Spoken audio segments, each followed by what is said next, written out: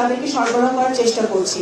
কিন্তু দুর্ভাগ্যবশত আমরা আমাদের বাংলাদেশিদেরকে হারিয়েছি 6 জনকে, এবং আরও যাতে আমরা সেইটা না হারাই সেই ব্যবস্থা আমরা যতদূর সম্ভব আমরা নিচ্ছি। এবং আরেকটা যেটা প্রশ্ন করেছেন যে আপনাদের আরেকটা কি প্রশ্ন করেছিলেন, আচ্ছা সেইটা দেখেন, আমাদের এক একটি দেশের গালফ কান্ট্রিগুলোতে এক একটা দেশের যুদ্ধের অবস্থা এক এক রকম। এখন এই মুহূর্তে আমরা বলতে পারছি না, কিন্তু আমাদের আজকে যে ভাইটিকে আমরা ফেরত আনতে পেরেছি, গত 3 সপ্তাহ ধরে আমরা চেষ্টা করছি তাকে বাহরাইন থেকে সৌদি আরব হয়ে ফ্লাইটটা আনার। তো সেটা আজকে আমরা আসতে পেরেছি। তো এখন সেটা ডিপেন্ড করবে যে আমাদের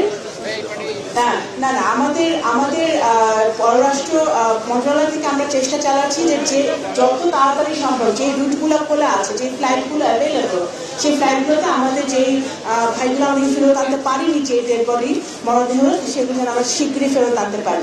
এবং অবশ্যই যারা মৃত্যুবরণ করেছেন তাদের যে আর্থিক সহায়তা, সেটা তো প্রবাসী কল্যাণ মন্ত্রী ইতিমধ্যে বলেছেন, সেটা অব্যাহত থাকবে। এবং আরও যদি করে সহযোগিতা করার প্রয়োজন হয় আমাদের রেমিটেন্স যোদ্ধাদের জন্য, যারা তারেক রহমানের নেতৃত্বে উনি সবসময় বলেছেন যে সবসময় উনি গুরুত্ব দিবেন, এবং ইনশাআল্লাহ সেটা আমরা দিব।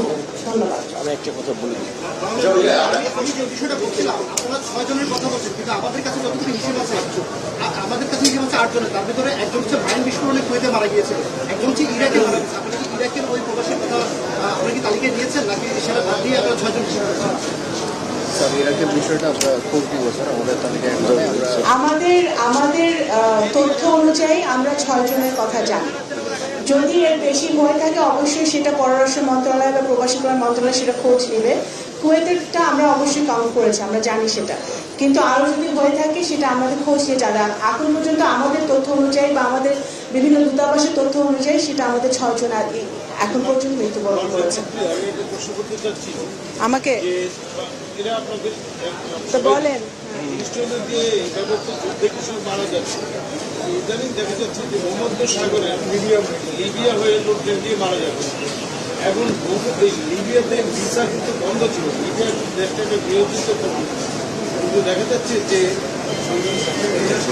দেখুন, আপনাকে আমি ইতিমধ্যে কিন্তু পররাষ্ট্র মন্ত্রণালয়কে আমি এই ব্যাপার নিয়ে কথা বলেছি।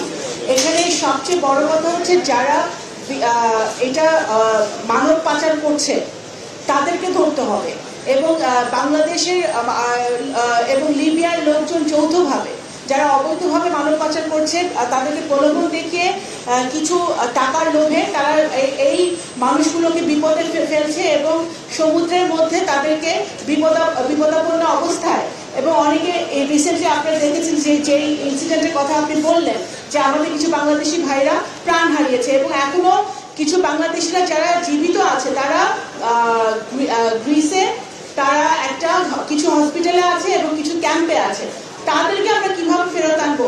পররাষ্ট্র মন্ত্রণালয় শুধু সেই কাজটা চালিয়ে যাচ্ছে গ্রিসের সরকারের সাথে কথা বলে। সুতরাং এই সমস্যার গভীরে যেতে হবে, এবং এই যারা এই অনৈতিক অবৈধ কাজগুলো করছে, এই ক্রাইমগুলো কমিট করছে, তাদেরকে আমাদের ধরতে হবে যৌথভাবে।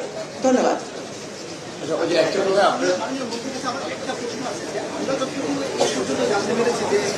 যুদ্ধের কারণে বেশ কিছু দেশে, বিশেষ করে বিদেশের এবং সৌদি আরবে কর্মসংস্থান হারাচ্ছে আমাদের প্রবাসীরা।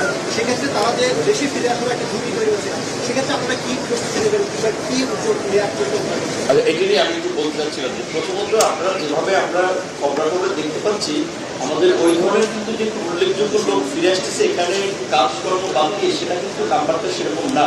আর যে ফ্লাইটগুলো বাতিল হয়েছে, অনেক ফ্লাইট আবার পৃথিবীতে গিয়েছে।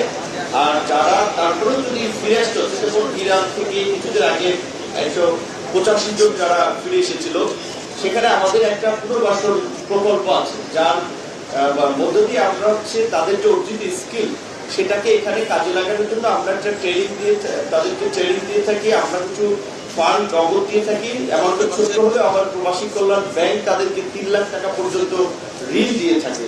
তাছাড়া আমাদের শ্রমবাজার দীর্ঘদিন ধরে যেটা মধ্যপ্রাচ্য কেন্দ্রিক ছিল, এখন আমরা সেটাকে ডাইভার্সিফাই করে আমরা বিভিন্ন দেশে, বিশেষ করে আগামী 8 এপ্রিল আমাদের মন্ত্রী পর্যায়ে মালয়েশিয়ার শ্রমবাজার ওপেন করার জন্য একটা মিটিং হবে, থাইল্যান্ডের একটা মিটিং হবে, এবং অনেক খালি এই কাজে আমাদের অগ্রগতি হয়েছে। তো আশা করি আমাদের এই ক্ষেত্রে খুব বেশি সংকট তৈরি হবে না। আপনাদের সকলকে ধন্যবাদ।